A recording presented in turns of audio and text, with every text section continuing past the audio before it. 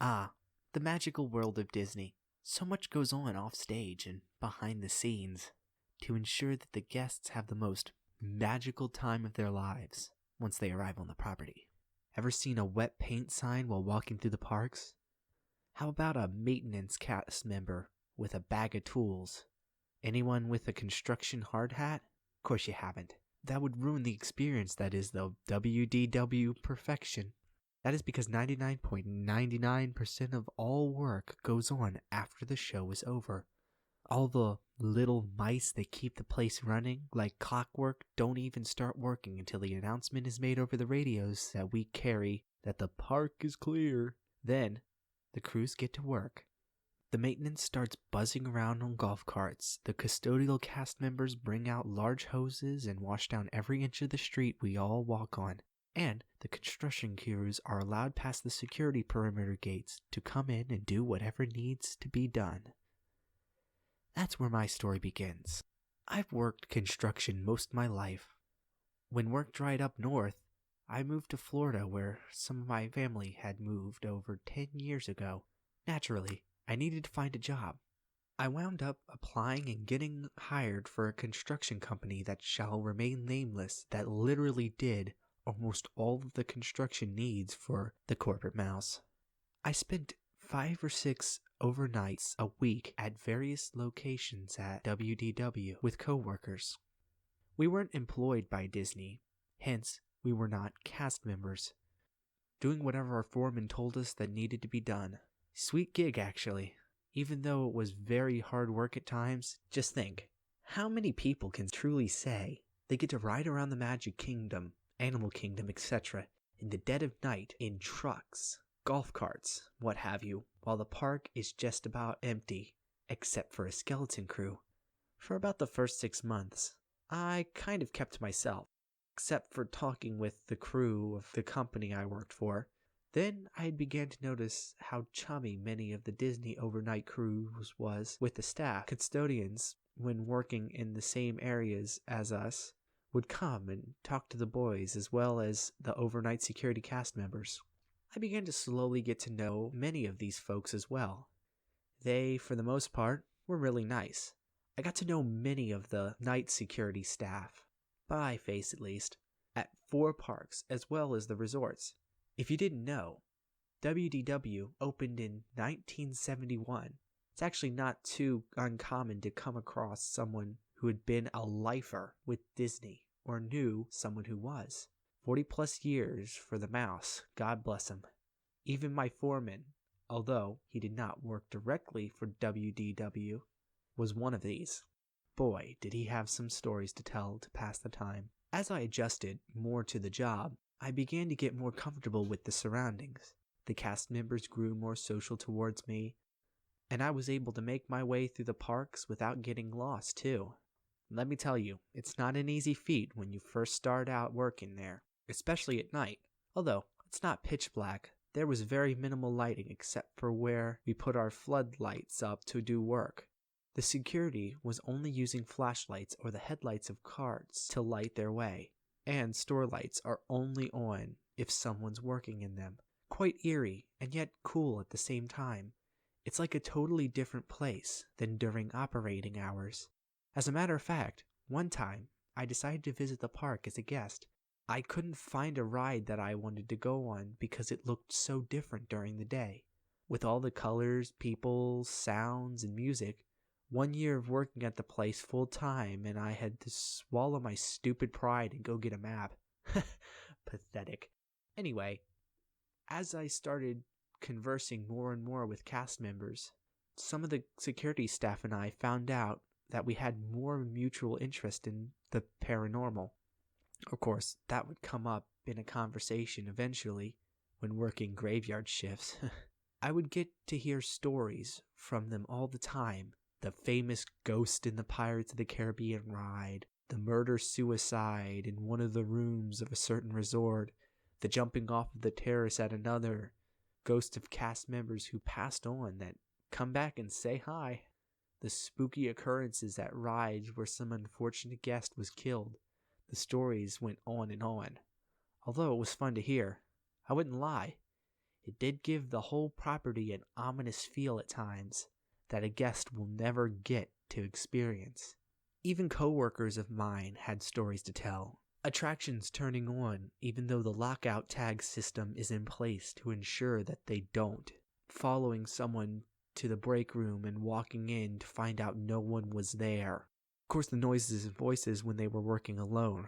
Ghost hunters jackpot. So, several months ago, when arriving at work, the foreman called our team over for a meeting. He announced he would be starting a new assignment in the Magic Kingdom shortly. We would be working on the Seven Dwarves Mine Train ride. This attraction would be opening later in the year. How exciting. Up until now, my crew, since had started with them, had been doing mundane yet necessary assignments. We had the pleasure of pouring concrete, digging ditches, fixing bathrooms, good stuff. Now, we were actually going to get to work on an attraction. Imagine me getting to tell my future wife and children that I helped make this as we were riding it. They would be in awe and so proud. The building was already up for the most part, and we were going to be working on to make it show ready. You know, making it look like a mine inside and out, fabricating rocks, fixating jewels, the works. When the time came to start this, he had us meet in one of the cast members' break rooms inside the attraction. For those of you who don't know, most, if not all, attractions have break rooms inside them the public can't see.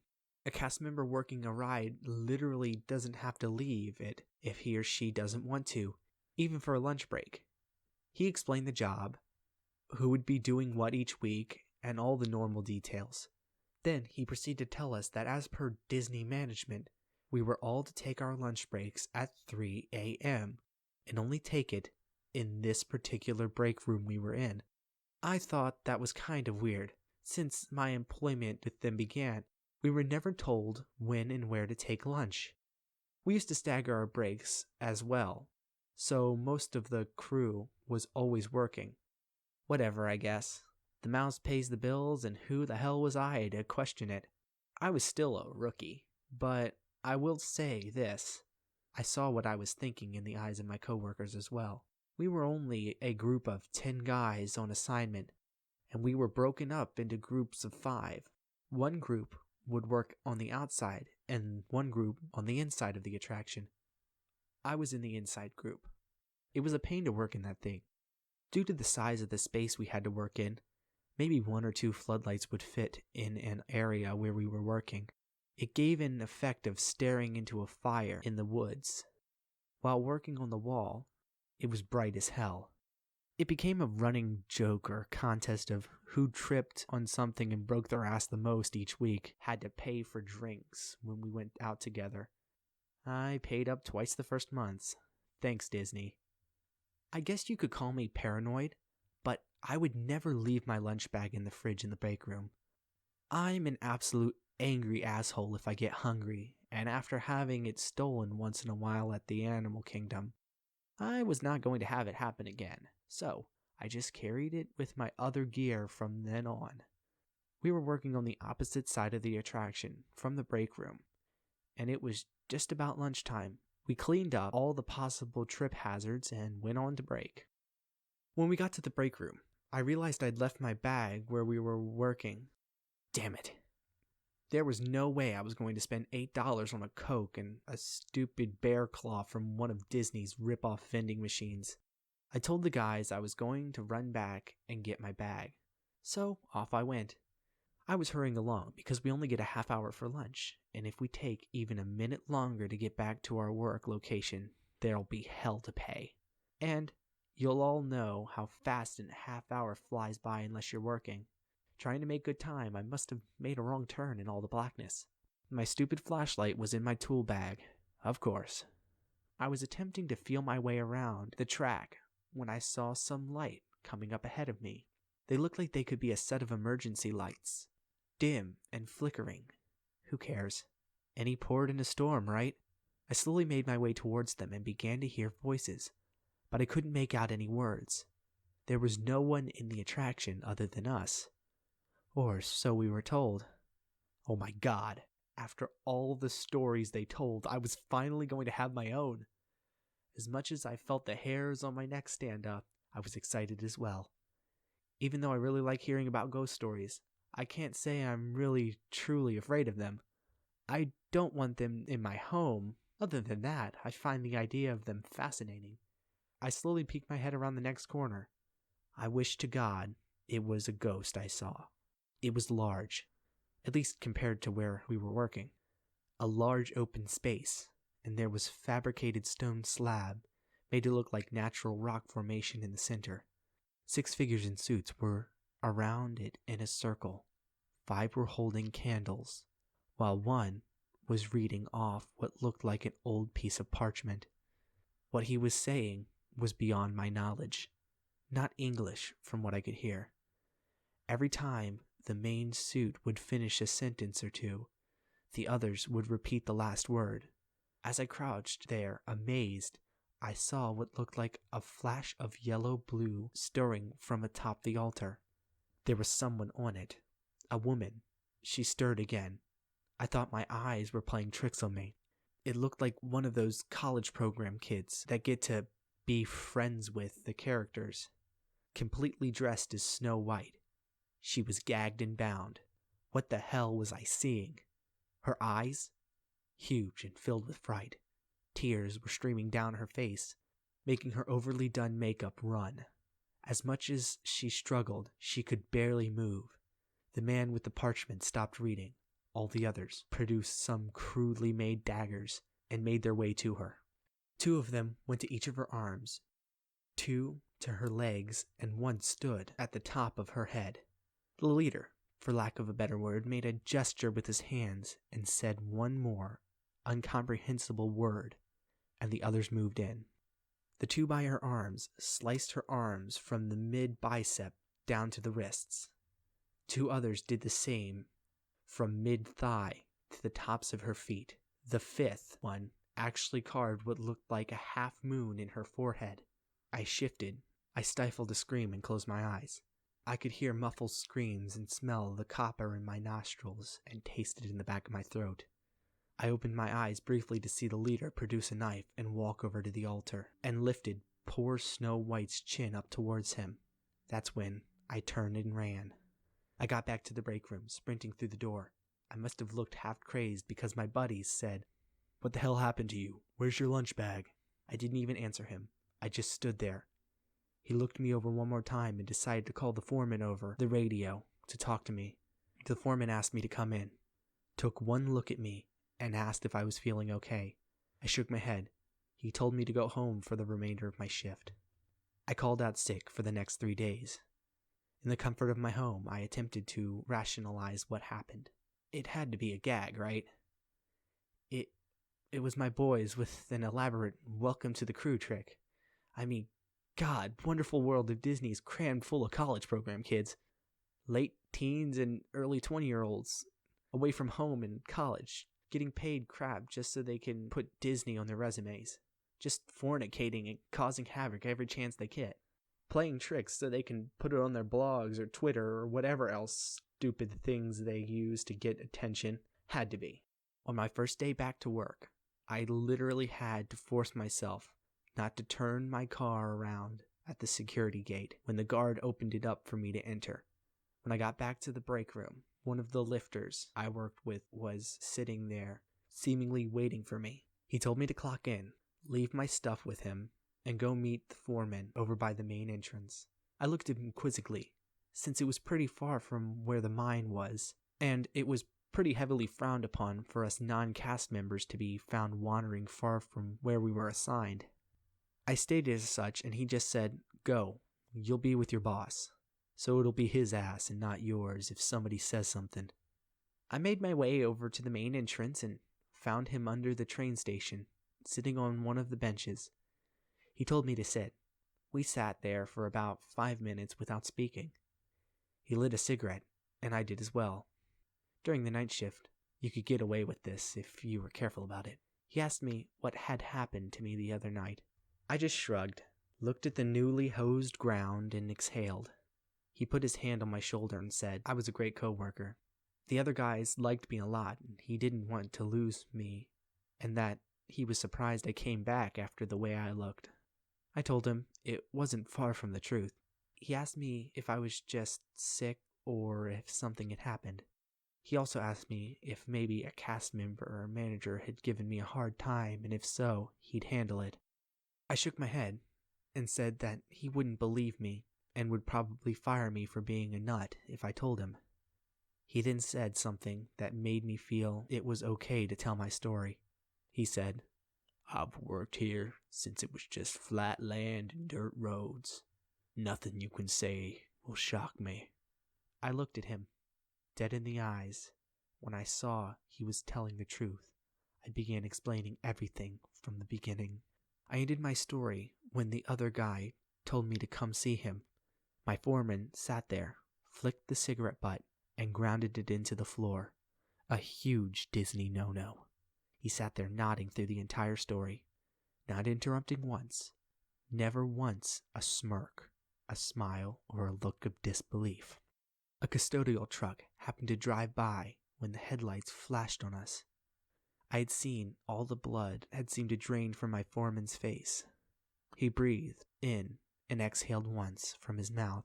He had the beginnings of tears in his eyes. He finally spoke. "Well, what I'm about to tell you, kiddo, not many here have been here long enough to know, and those who do know almost never speak about it. It's the sort of taboo subject, and the few that do talk about it are too old to care or have had one too many scotches." He smiled half-heartedly, and I thought maybe he might stop, but he continued. "I have lived in this area for almost 80 years, barely been out of the state, less times than I can count on one hand. Orlando has only looked this way for a short time. If you could have seen this land in the time I grew up here, you would be amazed. Marshland and orange groves, nothing else, until Uncle Walt decided this was the spot for his next incredible theme park. There was practically nothing. Humans have been inhabiting this land for a very long time. The Ayas and the Apache, the Calusa and the Tamacua and the Tocobago. All native Indians that lived in or around this land you are sitting on right now. The Paleo Indians were here before them. Ancient lands.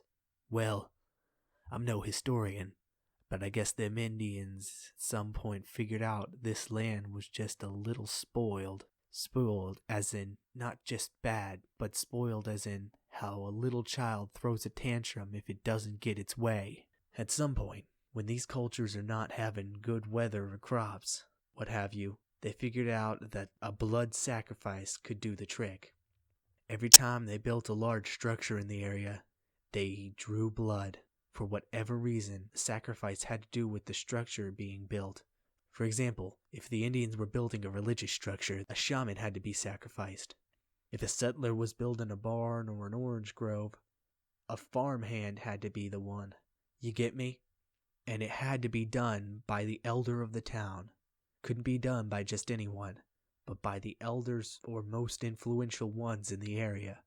You ever see the movie Pet Sematary by Stephen King?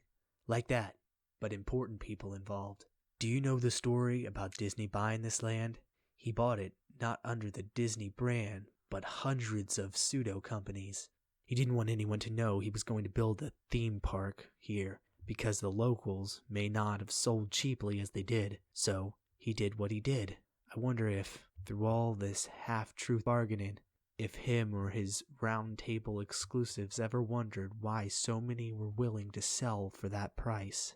Were they done having to do the despicable to make a profit? Did many of them want out? It can really make you wonder. And how supposedly no one dies at Disney? How come all the people are proclaimed dead off the property? And why do we hire so many college kids that are supposedly running rampant here? Think about it. I just gotta tell you, because I think you deserve it after you've seen what you claim to. The powers that be are powerful, more powerful than just being Disney executives. They pretty much rule everything. You think Club 33 is exclusive. He laughed, but with no humor. The club you stumbled upon rules more than just the theme park. If you talk about what you've seen, your life may be in danger. I just sat there, trying to soak in what I just heard. This was insane. And then my foreman said one more thing before the last sentence I ever said to that nice man. If you think that was bad, just imagine what I heard as we were building It's a Small World. I swear, I still hear the screams of those kids once I close my eyes at night, 40 years after. My reply? I quit. Ah, the magical world of Disney. I still get the shakes when I think about it. I hate every fucking Disney commercial that comes on TV, and they come on a lot. I get goosebumps every time. I see that Universal is hiring. I need work. Should I apply?